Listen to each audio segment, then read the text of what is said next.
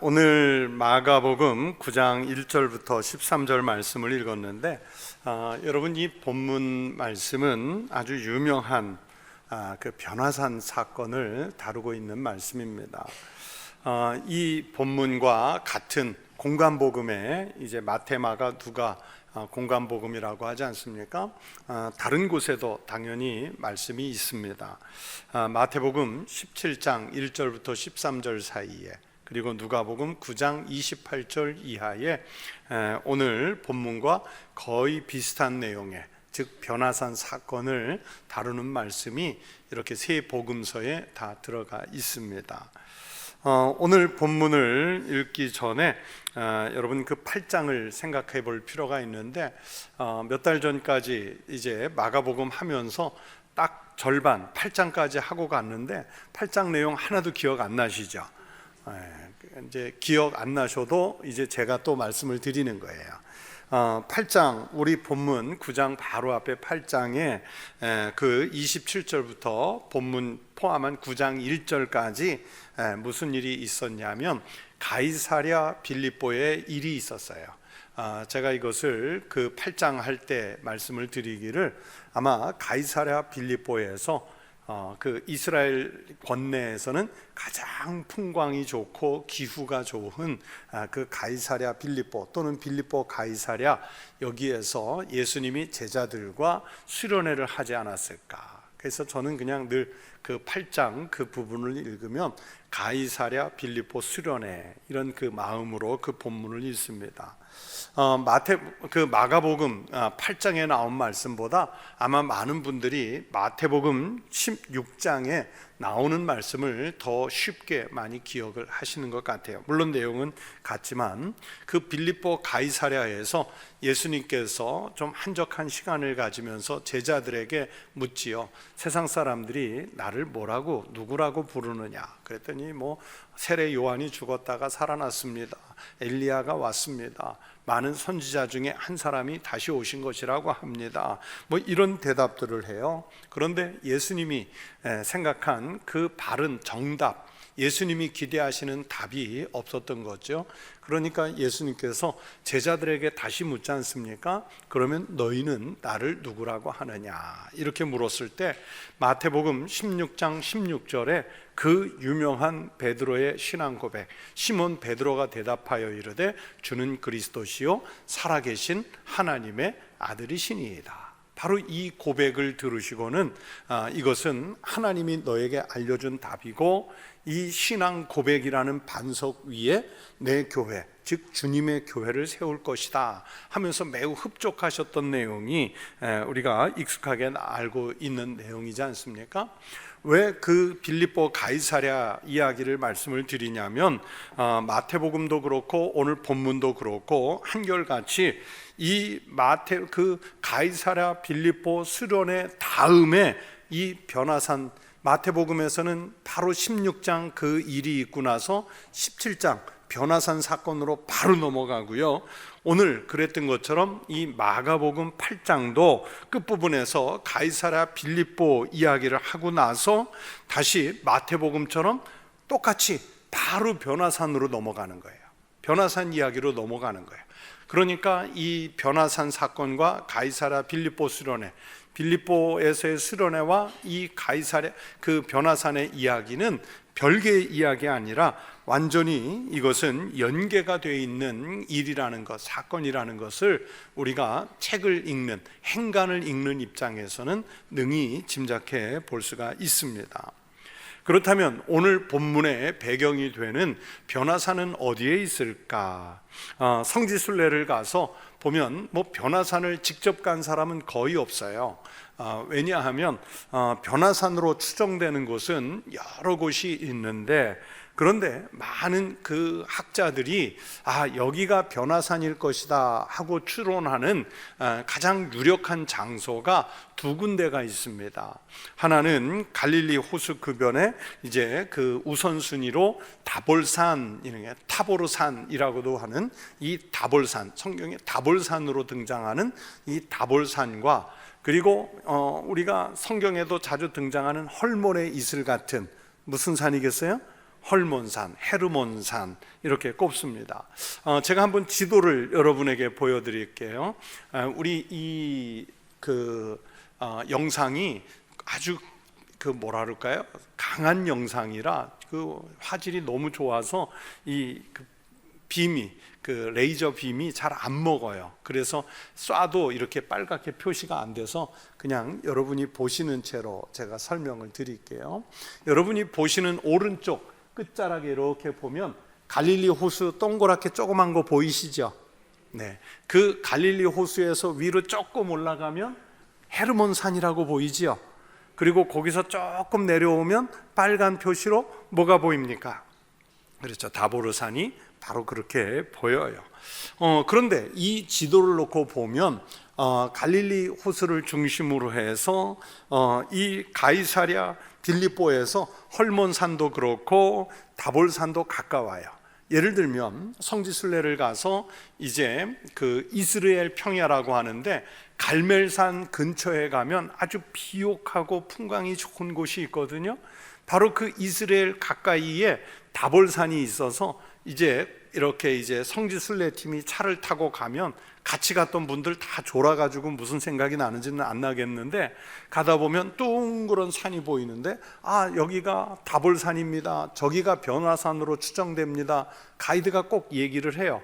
저 차 타고 가다 보면 저렇게 보여요, 다볼산이. 그런데 이제 올라가 보지는 않죠. 보통은 저기 이제 시간이 소요가 꽤 되니까. 또 헐몬산이라고 있는데 이 헐몬산은 시리아 국경, 우리가 예전에 성지순례팀 저하고 같이 갔던 분들이 이제 골란고원을 간 적이 있어요. 그 골란고원 올라가셨던 거 기억나시는지 모르겠는데 그 골란고원에 가면 우리 핸드폰에 딱 외교부에서 뭐가 뜨냐면 귀하께서는 지금 위험한 지역에 가 있으니까 빨리 그 지역을 벗어나시라고 이렇게 나오는데 왜 그게 뜨냐면 바로 거기가 시리아 국경이에요. 그래서 골란고원의 언덕에 올라가서 이렇게 보면 시리아가 이렇게 바로 아래 턱 밑에 내려다 보여요. 그래서 그 골란고원에 내려오면 지난번 가이사랴 빌립보 8장 할 때 제가 그 계곡물이 흐르는 걸 보여드린 적이 있어요. 영상. 네, 있어요. 그렇죠? 물이 얼마나 세게 흐르는지, 그죠? 그 수량이 어마어마하게 흐르는 거기가 이제 단 지파가 있던 곳이라 해서 단이라고도 하고 가이사랴 빌립보 근처인데 그 물이 어디에서 오냐? 저 헬몬산에서 만년설이 녹아서 오는 거예요. 이렇게 물이. 그래서 예를 들면 다윗도 그 얘기 하잖아요. 형제가 연합하여 동거하며 어찌 그리 아름다운고. 그러면서 마치 뭐 같다고 그랬어요? 헐몬산에서 내리는 이슬 같다. 그 이제 바로 저 산 만년설이 있는. 그러니까 이 다볼산도 그렇고 저 헐몬산도 다 가까이에 있어요. 그런데 저기도 이제 레바논에 속해 있는 땅이라 우리가 성지순례 가면 보통 가지는 않아요. 하지만 헐몬 밑에까지 골란고원이나 가이사랴 빌립보까지 가는데 이 두 지역이 이제 가장 가까운 그 변화산 중에 하나가 아니었을까. 뭐 예수님 당시에는 이런 국경이 있었던 게 아니니까 자유롭게 들었겠지요. 그래서 이 지역이 아주 좋은 지역, 이스라엘 내에서도 아주 좋은 지역입니다. 그런데 앞에서 베드로의 신앙 고백이 먼저 있었다고 그랬죠. 주님은 그리스도이시고 살아계신 하나님의 아들이십니다. 이걸 확인한 다음에, 즉 예수님께서 이 신앙 고백을 확인한 다음에 이제 그리스도로서의 영광을 나타내시는 거예요. 그게 변화산 사건인 거예요. 저는 이 말씀을 묵상하며 그런 생각했습니다. 베드로의 앞장에서의 신앙 고백이, 여러분, 이것이 주님을 믿는 인간의 신앙 고백이었다면 변화산에서 예수님께서 변모하신 것은 하나님께서 그리스도의 본 모습을 하나님 입장에서 보여주신 것이다. 앞장 베드로가 신앙 고백, 주님은 그리스도이십니다, 살아계신 하나님의 아들이십니다, 이것은 우리 예수 그리스도를 믿는 모든 사람들이 해야 할 인간의 입장에서의 신앙 고백이었다면 변화산에 변모하신 예수님의 모습은 이 하나님 입장에서 예수 그리스도의 본 모습을 우리에게 보여주신 것이다. 제가 무슨 말씀드리는지 이해가 되시죠? 그러니까 인간의 입장과 하나님의 입장이 만나는 장소가 바로 이 변화산이었던 거예요. 그래서 이 본문 4절에 모세와 엘리야와 함께 본문 4절에 보면 그들에게 나타나라는 말씀을 하셨는데, 여러분 여기서 나타나라는 말을 헬라어 사전을 찾아보니까 오프데라는 말인데, 이 오프데 뭐라고 설명이 되어 있냐면 환상이나 착각이 아니라 직접 목격하거나 경험하는 것, 이렇게 말하는 거예요. 자, 여러분 지금 강단에 서 있는 제가 보입니까? 안 보이십니까? 환상인가요? 세상에 어떻게 저렇게 잘생긴 목사님이 앞에 서 있나? 막 이런 환상인가요? 아니죠. 직접 보고 경험하고 계신 거죠. 저도 여러분이 직접 보여요. 자, 옆에 앉은 분 보세요. 한번 얼굴 한번 보세요. 알든 모르든 보세요. 환상을 보시나요? 직접 보시나요? 직접 보는 거죠. 만져보면 실체가 있는 분이에요. 이야기를 해보면 직접 경험하는 거예요. 이게 헬라어 단어로 오프데, 직접 보고 직접 경험하는 것. 그러니까 변화산의 이 사건은 환상이라는 말입니까? 실제라는 말입니까? 실제예요. 내가 지금 뭔가 착각해서 보는 겁니까? 아니면 직접 경험하고 있는 겁니까? 직접 경험하고 있는 거예요. 그렇게 하나님께서 지금 그 변화산에 동행을 시킨 베드로와 야고보와 요한에게, 그리고 이 성경의 말씀을 후대에 읽는 우리들에게 이거를 하나님께서 확인시켜 주시고 말씀해 주시는 거예요.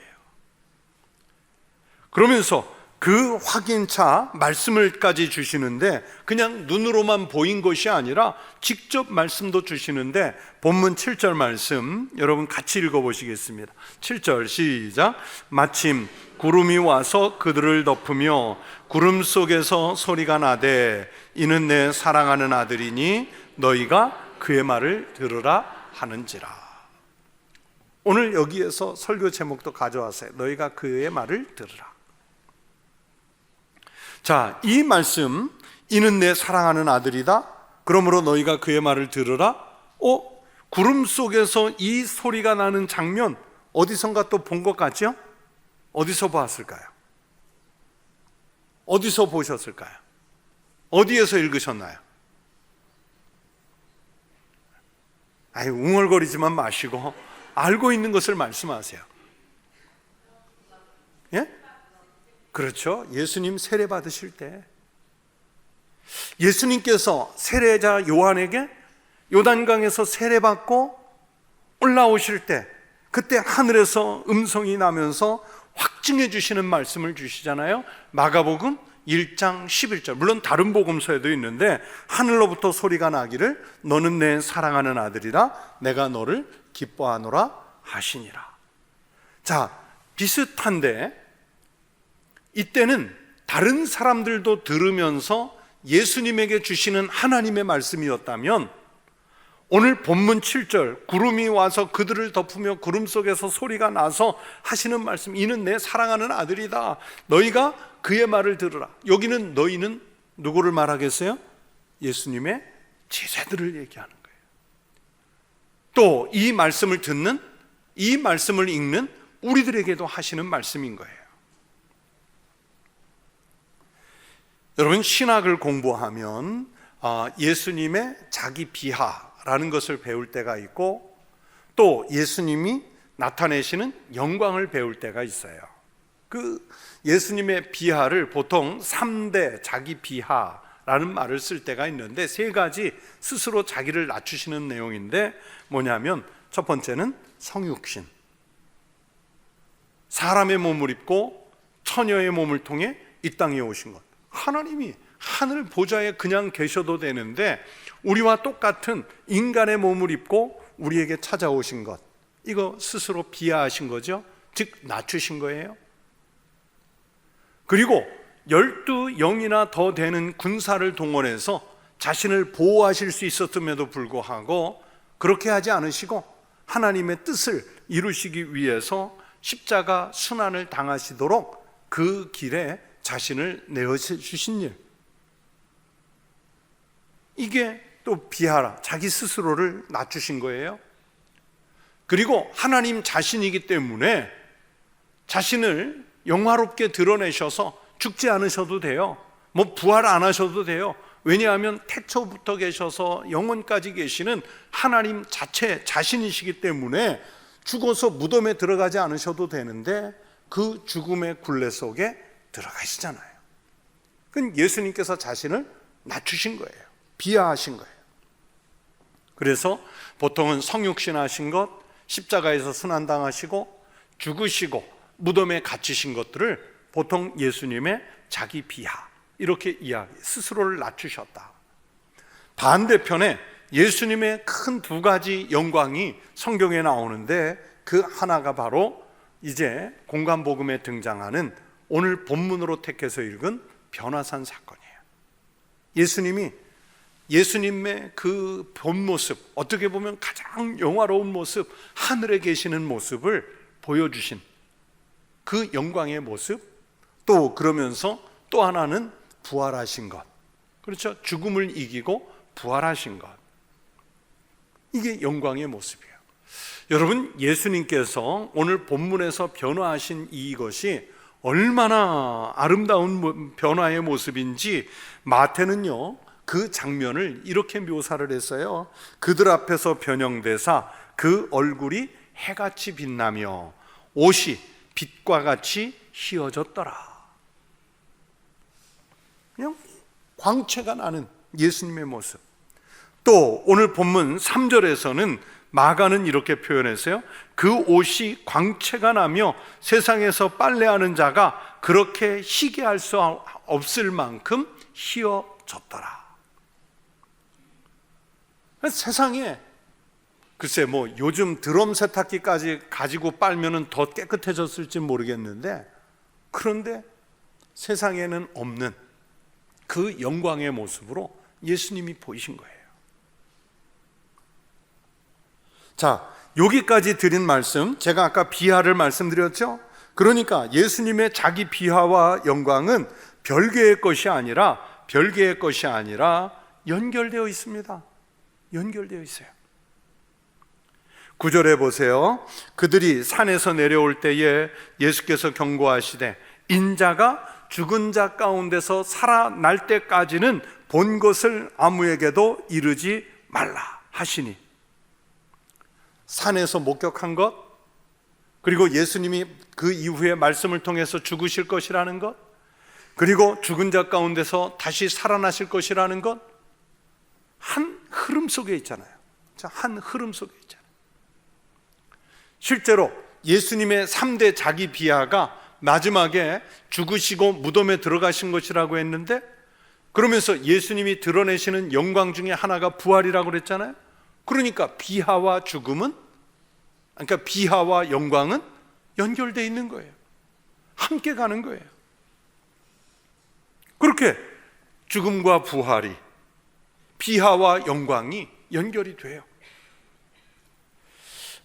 여러분, 베드로는 지금 그래서 오늘 본문에서 변화된 그 영광스러운 예수님을 보면서 얼마나 좋은지, 정말 얼마나 감격했는지 여기에서 이렇게 말하죠. 5절 말씀 여러분 같이 읽겠습니다. 5절, 베드로가 예수께 고하되 랍비여 우리가 여기 있는 것이 좋사오니 우리가 초막셋을 짓되 하나는 주를 위하여 하나는 모세를 위하여 하나는 엘리야를 위하여 하사이다. 자, 예수님을 위해서, 모세를 위해서, 엘리야를 위해서 초막셋을 짓고 각각 어르신들 거기 거하십시오. 그 얘기는 뭐예요? 자기도 그 안에, 그 영광 중에 머물고 싶다는 얘기지요. 너무 좋으니까 떠나고 싶지 않은 거예요. 그냥 머물고 싶은 거예요. 제가 중학생 시절에 어떻게 보면 뭐 요즘은 유튜버들, 블로거들이 많은 여행 기록을 뭐 별것을 다 남기지만 어떻게 보면 우리나라 최초의 세계 여행가라고 할 수 있는, 아마 기억하시는 분이 있을지 모르겠어요. 당시에 모 대학교의 교수님이셨던 김찬삼이라는 분이 계셨어요. 제가 아마 초등학교 때부터 책을 쓰신 것 같아요. 세계를 여행하면서 책을 쓰고, 제가 뭐 그분의 워낙 큰 전집이라 다 읽지는 않았는데, 이렇게 두툼한 여행기 몇 권의 책을 중학생 시절에 읽으면서 나도 나중에 이분처럼 과연 세계를 여행할 수 있을까, 그런 그 꿈을 꾸면서 그 책을 읽었어요. 뭐 요즘처럼 칼라가 프린트가 되어 있는 것도 아니고 흑백으로 되어 있는 사진이 들어간, 그러면서 글은 아주 그냥 무슨 백과사전처럼 빽빽한 그런 여행기 책이었는데, 다른 그 지역을 여행한 것은 거의 많이 잊어버렸는데, 제가 중학생 시절에 이 김찬삼 여행기를 읽으면서 아직까지도 기억에 남는 나라가 있어요. 이분이 뉴질랜드 편을 쓰면서 뭐라고 초반에 썼냐면, 내가 만약에 세계 여행을 시작하면서 뉴질랜드부터 시작했으면 나는 더 이상 다른 나라를 가지 않았을 것이다. 자, 뉴질랜드가 좋다는 얘기예요, 나쁘다는 얘기예요? 너무 좋다는 얘기죠. 그러니까 여기만 봐도 세계 다 안 가봐도 만족할 만한 그런 나라. 그래서 나중에 뉴질랜드를 한번 가봐야겠다 했는데, 제가 중학생 시절 그런 생각을 먹었는데, 저도 사실은 아직 뭐 뉴질랜드에 가서 한 주간 집회하고는 왔는데 여행은 못 해봤어요. 그냥 오클랜드라는 도시의 수도에 가서 집회만 한 주간 하고 온 적이 있는데, 그런데 집회 짬짬이 낮 시간에 공원에 나가고 바다에 가고, 뭐 어디 멀리는 못 가죠. 집회를 해야 되니까. 그거 보는데 이 김찬삼 교수님의 여행기가 떠오르는 거예요. 야, 여기를 여행해 보면 정말 안 돌아가고 싶겠다. 아마 뉴질랜드 여행해 보신 분들, 저는 안 해봤으니까 아마 그런 생각이 들는지 모르겠어요. 이번에 안식월 기간 동안에 마침 아들까지 시간이 맞아서 호주 시드니에만 이렇게 좀 길게 있었어요. 그런데 물론 전에도 시드니도 집회를 갔던 적은 있어요.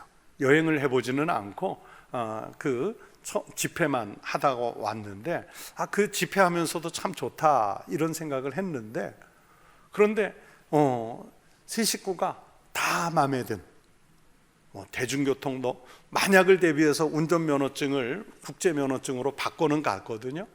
근데 그거 할 필요도 없어.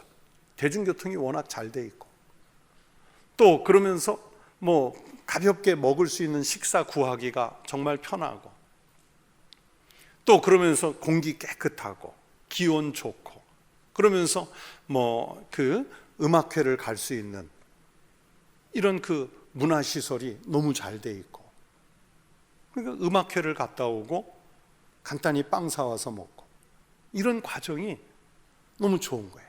그래서 진짜 할 수만 있으면 참 여기 사는 사람들은 좋겠다. 아들이 그러더라고요. 여기 사람들은 도대체 무슨 복을 받아서 이런 데 살지요? 돌아오고 싶지 않은 그런 환경, 기후, 시설, 편의성. 그런데 이 세상의 거는 비교할 수 없는, 베드로가 지금 변화산에서 목격하고 있는 이 장면은 뭐 문명이 발달했냐, 과학이 발달했냐, 그런 차원이 아니라 지금 베드로가 목격하고 있는, 제자들이 목격하고 있는 이 변화산의 이것은요, 세상에 없는 거예요. 그러니 지금 내려가고 싶겠어요? 여기를 떠나고 싶겠어요? 주님을 위해, 모세를 위해, 엘리야를 위해 여기에다 초막셋을 짓고 여기 거주하십시다. 지금 베드로는 주님께 그 말을 하는 거예요. 그러나 예수님께서는 이 변화산을 통해 하시는 말씀이 뭐냐면, 이런 변화산에서의 영광을 얻기 위해서는 이제 내려가서 죽음을 향해서 가야 되는 거예요. 십자가를 향해서 가야 되는 거예요. 고난과 무덤을 향해서 내려가셔야 되는 거예요. 그런데 이 변화산과 죽음으로 나가는 과정을 통해서 여러분 우리가 생각해 볼 게 뭡니까? 우리는요 신앙생활을 하면서 영광을 얻으려고 하는 태도로만 신앙생활을 해요. 주님은 그 영광의 본 모습을 위해서 산을 내려가 십자가를 지고 죽음을 향해 무덤을 향해 나가시려고 하는데, 우리는 그 길을 따라가는 게 아니라 예수 믿는다, 내가 주님을 나의 주님으로 고백한다 말은 하지만 우리는 영광을 얻으려고만 해요. 교회에서 직분을 통해 내가 이런 사람이요, 내가 기도를 통해 좀 우리 집이 잘 살고 자녀들이 행복해지고 뭔가 소원을 성취하고, 우리는 그리스도 예수를 따르는 신앙을 통해서 십자가를 지고 죽음을 향해 무덤을 향해 나아가는 그 모습이 없어요. 그거 없이 그냥 부활의 영광, 변화산의 영광, 하늘나라의 영광, 그것만 얻으려고 하는 이런 신앙의 태도를 우리가 지금 보이고 있는 거예요. 그러나 예수님께서 하시는 이 일련의 사건들을 통해 보이는 것은, 영광은요 반드시 예수님께서 그러신 것처럼 영광 뒤에는 반드시 고난, 낮아짐, 희생을 수반하는 거예요. 그래서 서양 사람들이 하는 격언 중에 No cross, no crown 이라는 말이 있어요. 뭐냐면 크로스, 십자가 없이는 no crown, 영광도 없다, 왕관도 없다. 여러분, 십자가가 있어야 영광이 있는 거예요. 고난이 있어야, 죽음이 있어야 부활이 있는 거예요. 그러므로 이 절차 없이 그저 하나님 나라, 요한계시록만 읽고 영광의 하나님 나라 그것만 얻겠다 하는 것은, 여러분 이것은 바른 신앙이 아닌 거예요. 예수님께서 이 영광의 모습으로 변화하셔서 모세와 엘리야를 만나신 의미가 무엇일까요? 가장 일반적인, 가장 쉬운 설명은 뭐냐면, 여러분 성경에서 모세는 무엇을 상징하냐면 율법을 상징합니다. 모세는 율법을 상징해요. 그러면 엘리야는 무엇을 상징할까요? 엘리야, 그렇죠, 선지자를 상징하는 거예요. 예수님은 당연히 그리스도를 뜻하는 거죠. 그러니까 율법을 대표하는 분, 선지자를 대표하는 분이 그 예수님으로 말씀을 만남으로써 이게 성취가 되는 것을 이 변화산의 사건이 보여주는 거예요. 그래서 예수님은 모세의 율법과 선지자들의 예언을 완전하게 하시기 위해서 오셨다고 말씀을 하세요. 마태복음 5장 17절에 이렇게 말씀하세요. 내가 율법이나 선지자를 폐하러 온 줄로 생각하지 말라. 폐하러 온 것이 아니요, 어떻게 하시려고? 완전하게 하시려고 오셨다. 또 앞에 8장에서 예수님이 사람들이 나를 누구라 하고 하느냐 이렇게 물었을 때 제자들이 대답하죠. 마가복음 8장 28절에 제자들이 여짜와 이르되 세례 요한이라 하고 더러는 엘리야, 더러는 선지자 중에 하나라 하나이다.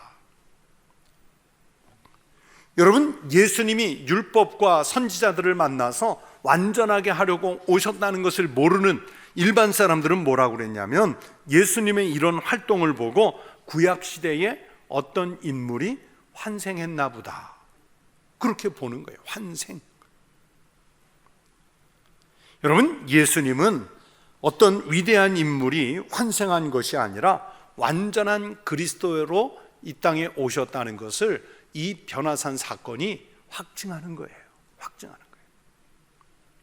그러나 아직도 여전히 저 산 밑에 있는 사람들 가운데는 예수님을 신화화하거나 아니면 의심쩍어 할 사람들이 있기 때문에, 예수님은 그 주님이 죽으시고 부활하실 때까지는 아직 말하지 마라. 말해도 모르기 때문에, 말해도 못 알아들을 거기 때문에 말하지 말라고 말씀하세요. 9절에 이렇게 말씀하죠. 그들이 산에서 내려올 때에 예수께서 경고하시되 인자가 죽은 자 가운데서 살아날 때까지는 본 것을 아무에게도 이르지 말라 하시네. 여러분, 오늘날도요, 신앙생활을 하면서 보면 우리 교인들 중에, 많은 그리스도인들 중에 은사 중심, 막 기적이 일어나는 것, 표적이 막 일어나는 것, 이것을 절대화하는 사람들이 너무 많아요. 그건 바른 신앙 아닙니다.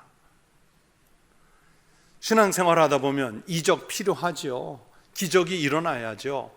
이스라엘 백성들이 광야길 갈 때 매일 반석을 쳐서 물을 마셔야 되고요, 매일 만나가 내려야 양식을 먹을 거고요, 그들이 길 잃고 헤매지 않도록 구름기둥 불기둥이 나와줘야 되겠고요, 그들이 전쟁을 할 때 해가 중천에 떠 있기도 하고 손을 높이 들어 기도하면 이기기도 하고, 그런 일들이 일어나야 이스라엘 백성들이 갈 것 아니겠습니까?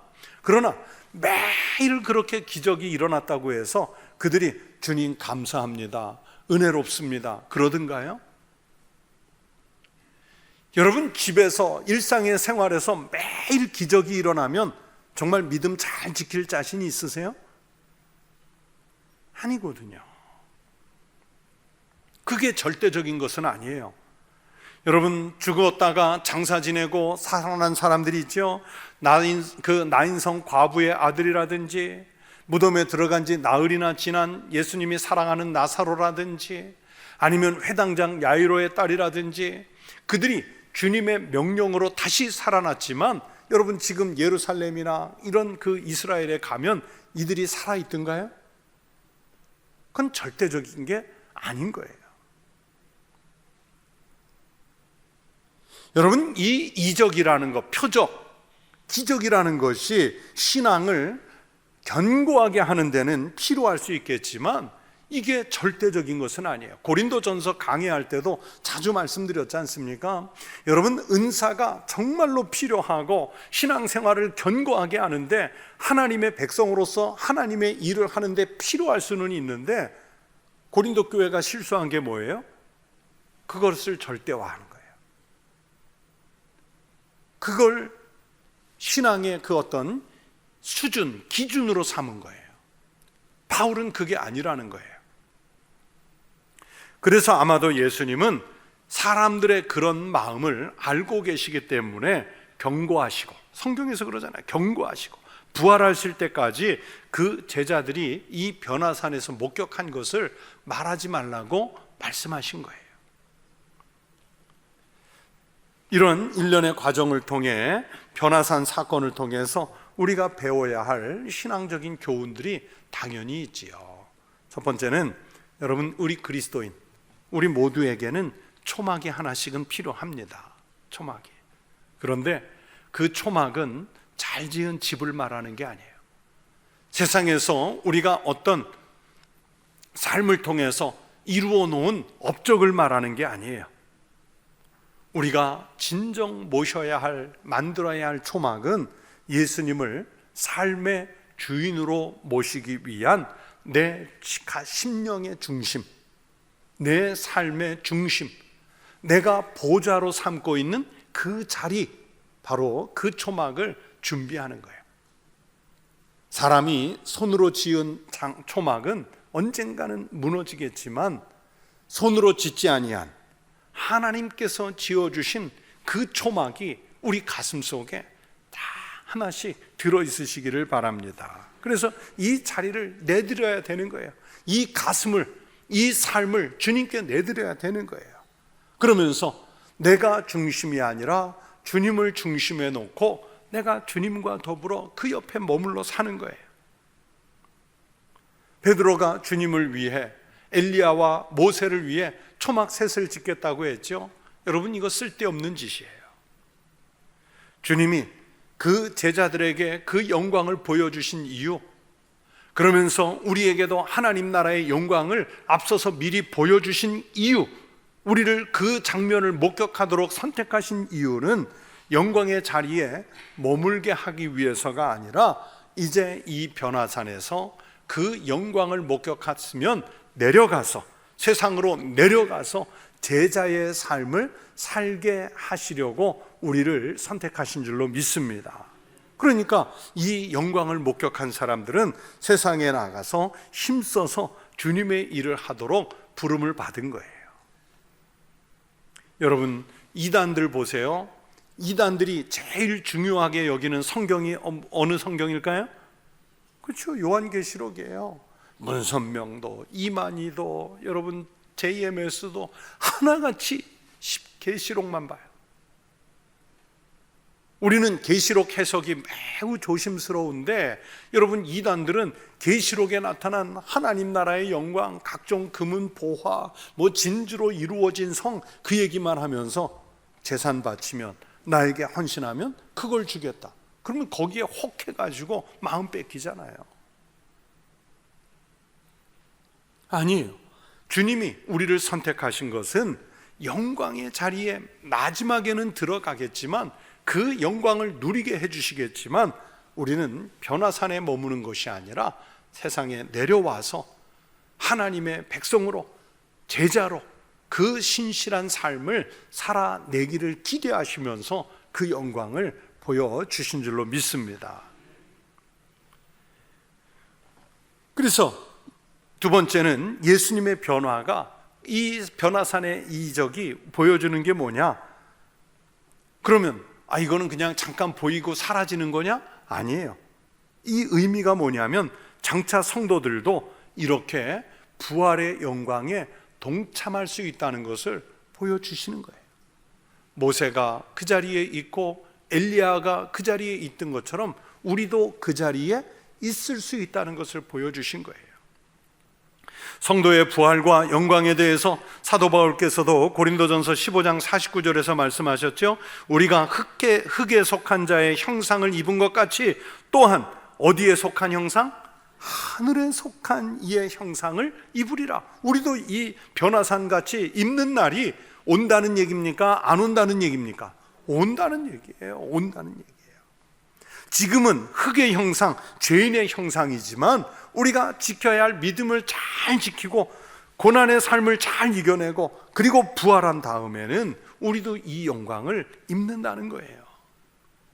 그 영광의 모습을 고린도전서 15장 43절 44절에서 이렇게 묘사했습니다.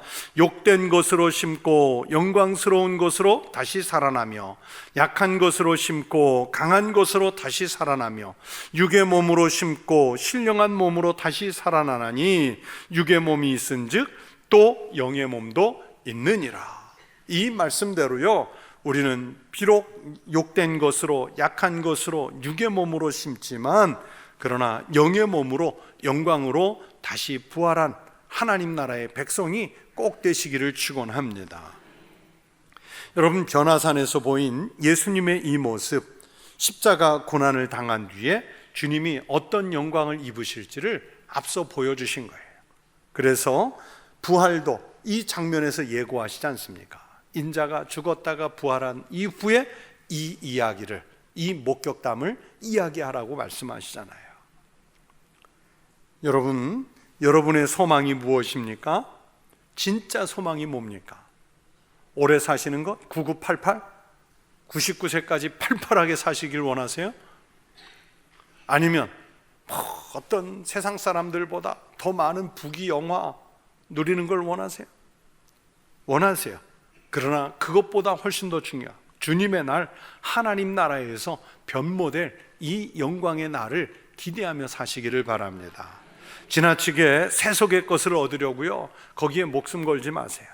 세상의 것 얻으려고 하다가 하나님 나라 잃어버리면 여러분은 어떡하겠어요? 그건 인생 잘못 산 거죠. 망하는 거예요. 죽는 겁니다.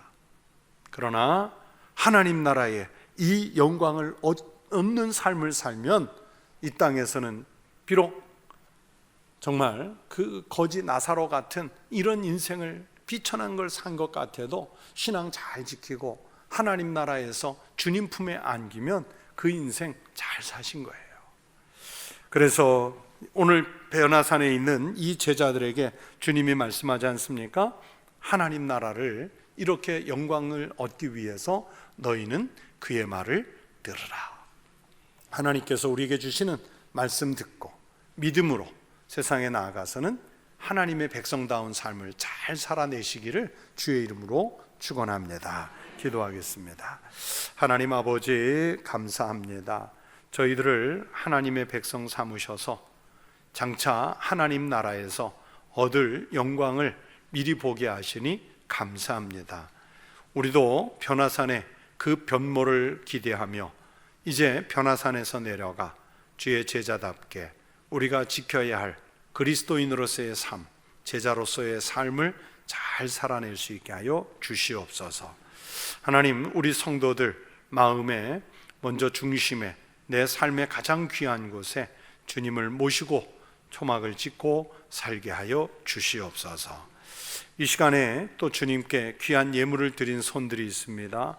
그 손에 축복하시고 그 기업과 그 가정과 그 삶에 넉넉하게 채우시는 하나님의 복이 있게 하여 주시옵소서.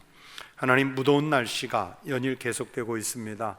우리 성도들 건강 해치지 않도록 하나님의 그 시원하신 손길로 우리를 붙잡아 주시고 감싸 보호해 주시옵소서. 아픈 성도들 어루만지시사 속히 그 병상에서 일어나는 능력과 은혜 입게 하여 주시옵소서. 가난한 성도들에게 하나님께서 하늘의 것으로 채우셔서 더욱 풍성한 삶을 살아가는 축복이 있게 하여 주시옵소서. 감사드리며 예수 그리스도의 이름으로 기도하옵나이다. 아멘. 네, 교회 소식 몇 가지만 말씀을 드리겠습니다.